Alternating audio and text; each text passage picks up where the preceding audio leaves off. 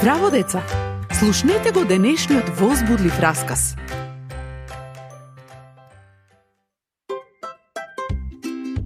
Миријам оди на курс по балет. За време на распустот, Миријам сака да оди на курс за јавање коњи. Матеј успешно го заврши курсот по џудо. А јас сакам да ти препорачам одличен библиски курс.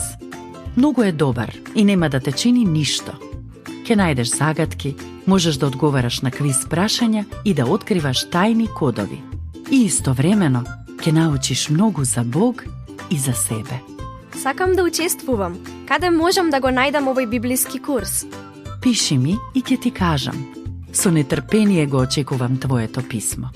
Јаков веќе го помина курсот и доби диплома. Беше забавно и воопшто не беше здодавно. Мислам дека многу ќе пропуштам ако не се пријавам за курсот. И јас го мислам тоа. Најдоброто нешто што можеш да го направиш е да се вклучиш на онлайн библискиот курс уште денеска. Можеш да почнеш веднаш. Можеби твоите пријатели ќе сакаат да учествуваат, затоа прашај ги. Тогаш ќе можете да го следите курсот сите заедно.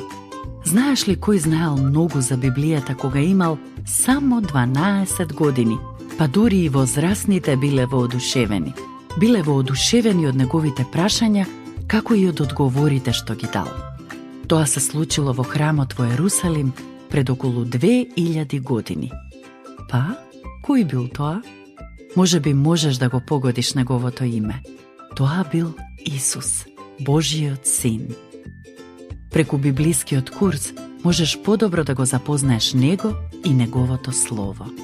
Учествувај во библискиот курс и ќе научиш многу за Библијата, зашто читателите на Библијата знаат повеќе. Се разбира, ќе го поминам курсот.